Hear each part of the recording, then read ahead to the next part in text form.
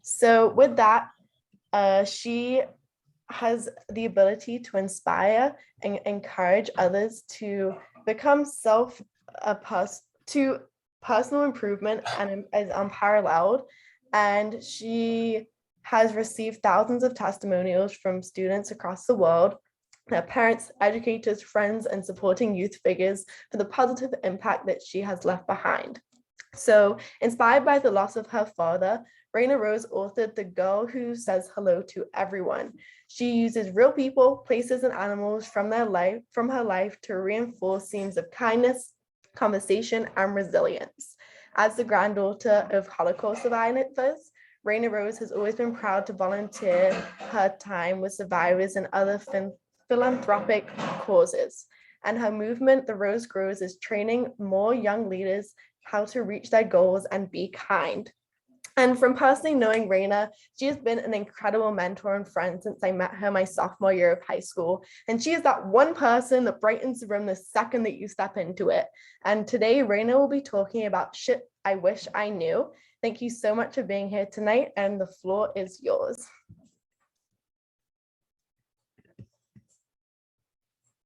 Amazing. Hi, everyone. So just to double check, Taylor, I have until 6:50. Yeah? Yep. Okay, awesome. So you just heard a lot about me. Before I talk a little bit more, I'd love to hear from like one or two of you. What's your name? Why were you named your name? And like, what do you want to do when you graduate college? Or what do you like think you want to do? Let's hear from like one or two of you. Just like pop on. Yeah. I'll go. Hi, my name's Breatham Ghana. I was named Breatham Ghana because my parents chose my name and they're from Nepal. It's a Nepalese origin name. And after college, I want to open a restaurant. That's my life goal. Amazing. Yeah, who else? What's your name? What do you want to do with your life? My name is Nathaniel. I was named Nathaniel because it means gift of God. And it also means good doctor, which is my family, line of doctors. But I want to make music. I want to produce music and be an A&R. That's amazing. If anybody just learned that Nathaniel meant gift of God for the first time, raise your hand. Yeah. So my favorite question to ask anyone is why you were named your name. It's a way to get like really deep, really fast without it being weird.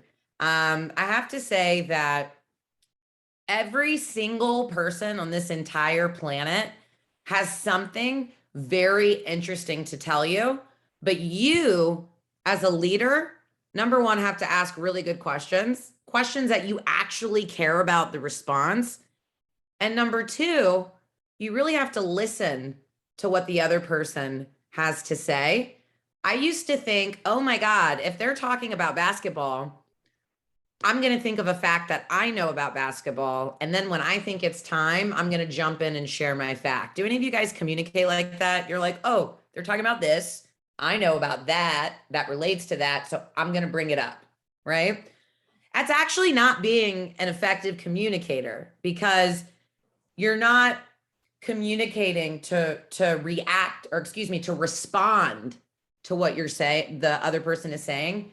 You're reacting, right? So one of the biggest things that I can tell you in business and relationships, right? Even with our family, this goes, when it comes to conversation, you need to recognize the difference between a response and a reaction.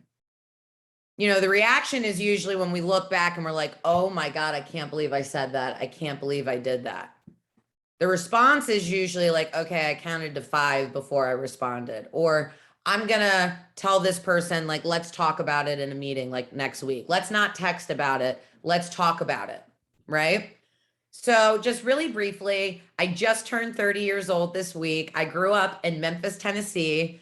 I'm named Rayna after my great grandmother, Rayna, and my middle name, Rose, comes from my grandmother, who was a Holocaust survivor. Her sister, Rosa, was hiding with her baby during the Holocaust. And unfortunately, they were sold out for half a kilo of sugar. and they were murdered. So it's no coincidence that I'm really, really, really passionate about Holocaust education.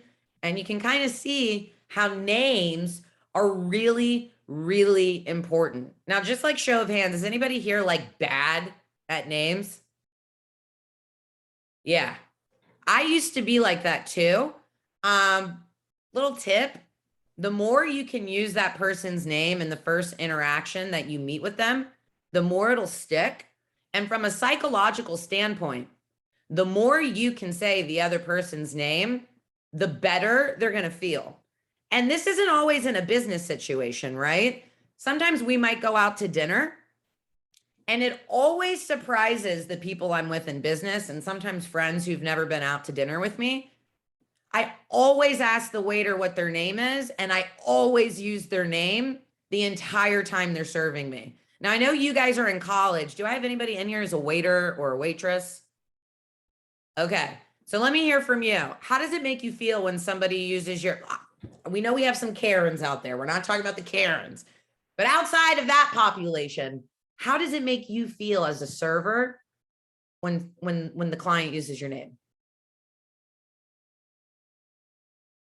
Makes you feel valued. Mm-hmm. What else? I saw there were a few servers in here. You can disagree with me. That's okay.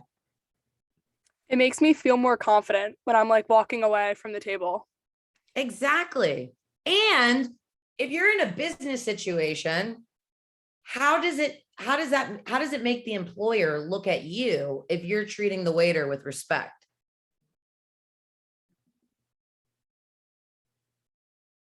Now, let me ask you guys a question. Scenario. You just started a business and somebody wants to invest a lot of money into it. They really believe in you. They said all the right things. You meet them for a business lunch and they are a total jerk to the waiter, but you really need the money and they're going to be a silent business partner. What do you do? I'd probably say no. It's like bad of character, you know, to like Yeah. treat someone that you don't even know with like poor manners. Okay. Who else? You're really struggling. You need the money. You've been working your ass off. I mean, if they're going to be a ghost investor, not involved in the business at all, I think I'll take the money. Right? Get the Okay. business off the ground. You guys want to know what I did?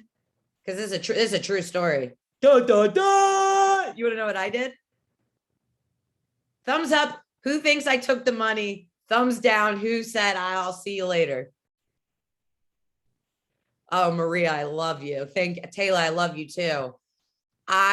In that moment, similar to what Nicholas said, I was like, well, he's going to be like a silent partner and like, I really need the money. It's not that big of a deal.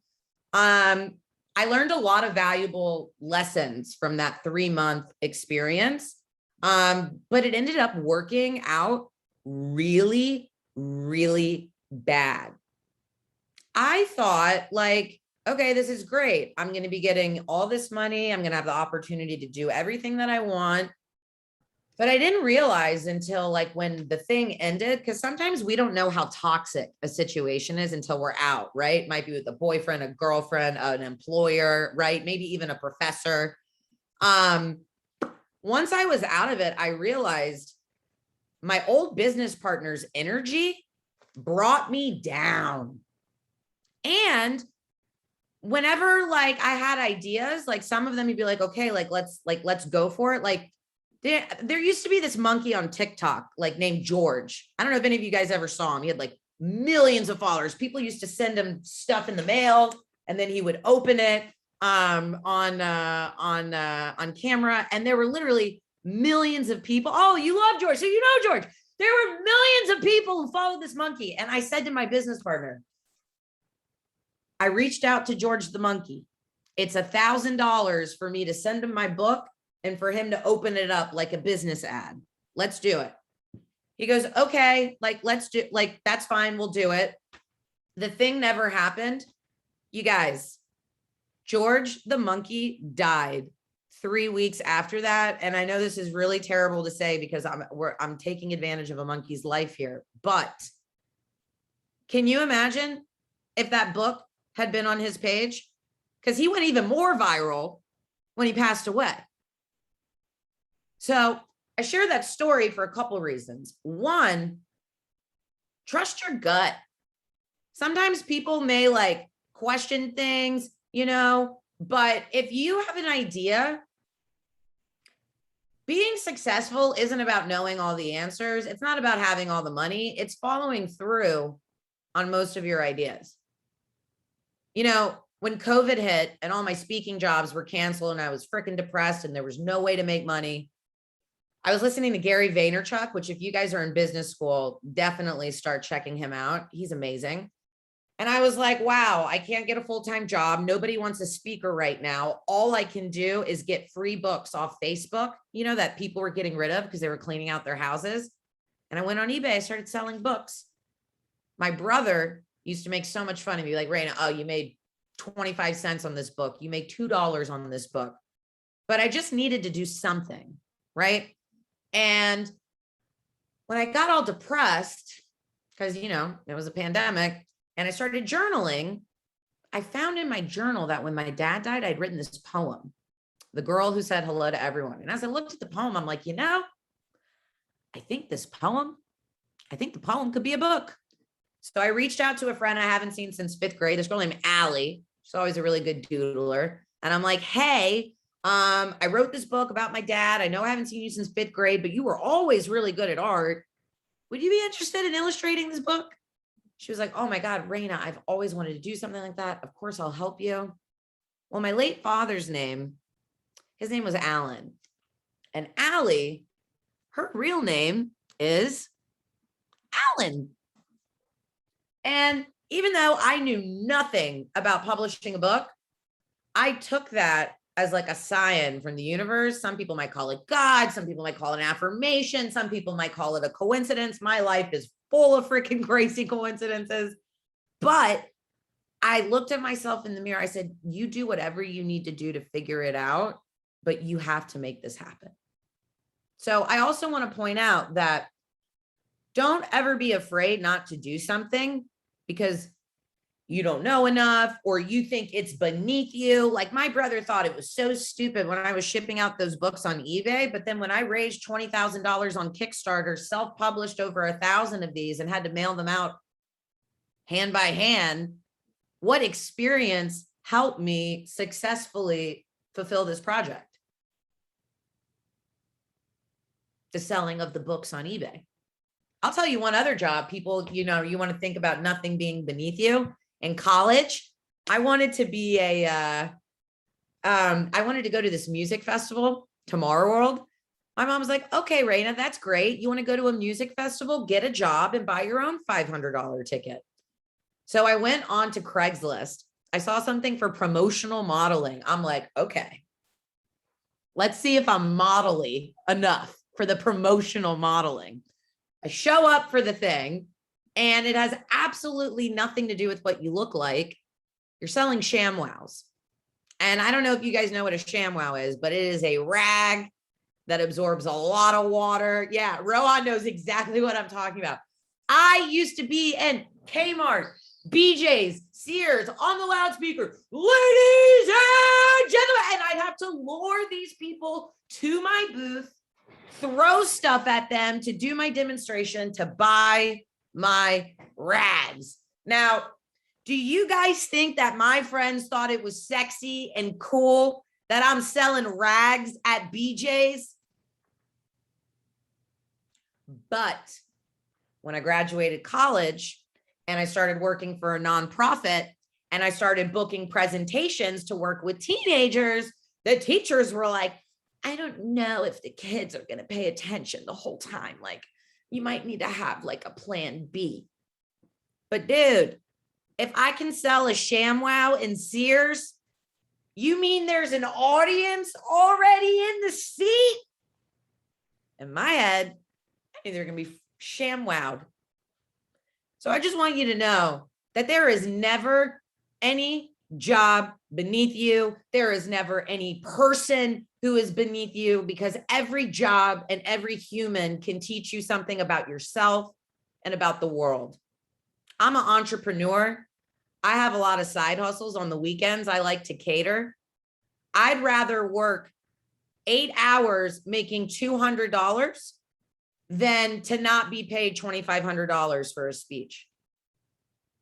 If somebody wants me to devalue what I do, I'd rather make less money working more time somewhere else. Does that resonate with some of you guys? My dad used to always say, Rayna Rose, you put a number on an invoice, someone will pay it. I had somebody last week who's like, what's your Zoom rate? They expected me to literally cut my honorarium by 80% because I was speaking on Zoom. Which, to be honest, I'll admit it, in the conversation, I did go down a little bit. But I had time to think about it afterwards. I was like, you know what? Next time somebody says, what's your Zoom rate? I'm going to tell them they're getting a deal. Because if I'm on Zoom, you ain't paying for my travel. You ain't paying for my hotel. And show of hands, if you think it's harder to speak on Zoom and be captivating than it is on stage, raise your hand. Yeah. So I'm not just speaking to you guys right now. I'm facilitating. So I also want to point out, you go make a lot of boo-boos in business, but as long as you can be open about what that mistake was and learn from it and share it with other people so they don't repeat that same mistake, then you're a successful person. You know, when I left the nonprofit world and I first started working for myself, I really defined myself as a speaker. And I really defined myself as a mentor. And I was like, dude, I've spoken to over 250,000 people. I am so good at what I do. People are just going to pay for me to speak and it's going to be great. It took a long time to build up my business and to have it to where people are calling me as opposed to me chasing other people. But let me ask you, if I defined myself as speaker and I defined myself as mentor, how do you think I felt the first 6 months when I was sitting on my couch alone with my cat with the phone not ringing? I left a job where I was on a plane 3 times a week. I was busy. I'm snapping here. I'm Insta storying there, to literally sitting on the couch with my cat. How do you think I felt in that moment? What the hell did you do? Who do you think you are that you could be like so successful somewhere else and that you think that you could start something new and that you're going to be good at it? Who are you? Sometimes we call this imposter syndrome. We call this self-doubt. You guys, I literally felt like a loser. I was like, this is like, the rest of my life is going to be like what? There's no hope. I really thought that. And I want to share like 2 things that I learned from that experience is that I had to do a lot of inner work, a lot of personal development, because let's be real, I was thriving professionally, but on the inside, I didn't mourn the loss of my dad. I wasn't really growing as a human because I was overworking myself. I had no boundaries in my old job. I cared more about keeping my word to other people than I did myself. And it was through that personal development journey that I realized 2 big things. Who I am as a human, I'm inspirational, I'm funny, I'm kind, and I'm a connector. And it doesn't matter what I'm doing, whether I'm speaking to business students, whether I'm on a podcast about grief, I'm speaking about breaking stereotypes at FAU, or yesterday, I'm working a wedding for 160 people being a caterer. That's how I show up because that's who I authentically am. Don't you dare ever define yourself by what you do, who you're with, what religion you are, who you vote for. Because every single one of you, like just like you were named your name for a reason, each of you have your own chapters. We can't just like look at people and label them as a thing, right? So number 1, who are you? And number 2, I want to challenge you guys. If you've never done this, one of my homework assignments for you, I want you to literally pull out a sheet of paper. I want you to write down every single thing you've accomplished in your life. And you know, when I do this with teenagers, it gets really interesting because sometimes it's like, Well, I don't know. Is it considered an accomplishment that I learned how to walk? Or like, I don't know. Was it really an accomplishment that I won the science fair in 4th grade? Like, does that really matter? And what I realized that first year in business, I went to this conference. I think I was 25 for the first time, where they said, you know, list out all your accomplishments. I wrote down all these things like, Rayna, you were a junior in high school, you fundraised $5,000. Rayna, you lived in Israel when you were 18 for a year. Rayna, you're in the Israeli army. Rayna, when you were a junior in college, you fundraised $30,000. You organized a 3-day Israel convention for 150 college students from all over Florida. Rayna, you have fundraised hundreds of thousands of dollars. Rayna, you have traveled all over the world. Rayna, you have hundreds of messages from people about how you have inspired them to see themselves differently. And you want to look at yourself and call yourself a loser? Don't you dare. So if you're having a bad semester, or if you're having a bad day, I understand, because I have been there. But don't ever push yourself down or make yourself feel so bad because you made a mistake that you can't look at the whole picture. You see what I'm saying? So I looked at that list and I said, you might be in a bad season, dude, but you have accomplished so much in your life, and you're going to go on to accomplish so much more. All this energy that you're spending telling yourself that you're shit and that you're not doing anything, go out and go do something for somebody else. Go help somebody else. You know, the first couple of months I was in business, I spent a lot of time with Holocaust survivors. You know, my mentor says, Rayna, sometimes you just got to get the F out of bed. She said, get out of bed. That's the first step. The second step, I want to tell you guys, sometimes you just got to show up. And if you show up early to things, like there's really like a lot of money and opportunity in that. But just like showing up. And by being out with these Holocaust survivors, not only did I have the opportunity to feel good about myself because I'm giving them rides places, but like my mentor, who's a lawyer, who's like become my best friend in the last 3 years, the only reason I met her was because I was out at an event with these survivors. So the mission of the Rose grows. When one grows, we all grow. If you're ever in like a rut, I want to challenge you to be a connector, and I want to challenge you to be a contribution. Connection is the most beautiful gift that you could ever give anyone, whether it's in business or dating or friendship or family. Connection is like the greatest gift. And then contribution, to be able to share your time, your talents, your energy, a ride, a meal, your cat for somebody to play with. I know these things sound silly, but being a contribution doesn't make the darkness go away. It just fills it with light.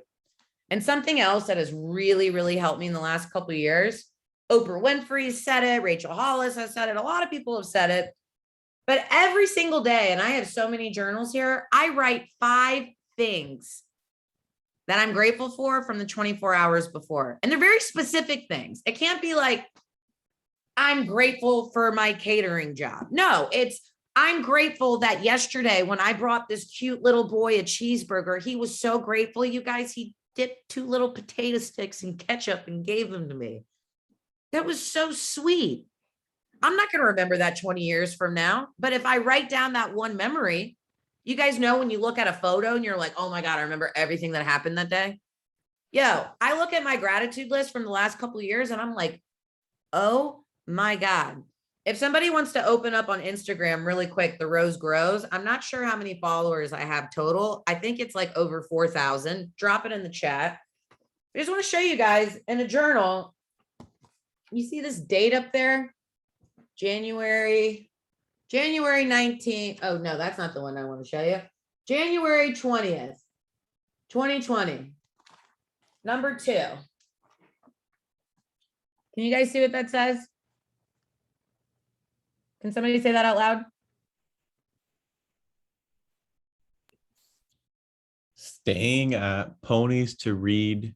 Oh, yeah. No, not that one. The next one. Donnie's. That was my brother's. Oh, 499 followers. And how many followers do I have now, Nicholas? I saw you looking it up. What's it say? Whatever it says. Hold on. I just lost you guys. Okay, there we go. 4,121. But did you guys know on January 20th, I was so grateful to wake up to 499 followers that was one of the most special things that happened to me that day. So I want to hear from you real quick before we transition into questions. Why do you think that exercise is important as a human and maybe as like a future business owner or a business executive?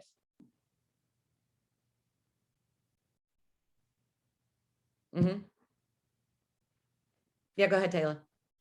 So maybe when you feel like you're a failure or like doing something that isn't going your way, that you can look back at something and realize that you actually had a lot of accomplishments. Yeah. Y'all, I used to post videos on Instagram and 13 people watched them. I had a video this summer that got 2 million hits. You think if I gave up because only 13 people watched my video, I would have ever seen the success of a video getting 2 million hits? Could I get to over 4,000 followers if I didn't get to 300 followers? So don't be like afraid to start something. Don't be afraid to put yourself out there and be like, I might look stupid. You know, I have this thing on my desk. It says done is better than perfect. I had a business coach tell me once, you know, Rayna, as an entrepreneur, when you look back at some of the things you put out there, you should cringe a little bit. Because if we wait until something's perfect to do it, guess what's not going to happen? Perfection will paralyze you. I remember one time I edited a video, I captioned it. I talked about this story about when I was bullied as a teenager. I said like 30 times in it. I go, I can't put this up. I'm a professional speaker. People are going to judge me. I said like 30 times. I was like, Rayna, you edited it. You did it. Just put it out there. I think I got a like on Facebook for every time I said like. It might have been one of the best videos that I had ever put up on Facebook. Maybe it was because it made me more relatable. I don't know. But what we think is good and what other people think is good is completely different. We can't, like, I started dating this new guy. I like to make up in my head that like, oh, he didn't text me back in 2 hours. Like, we're done. You want to know something? This children's book, the guy was going to give me like free samples of the book.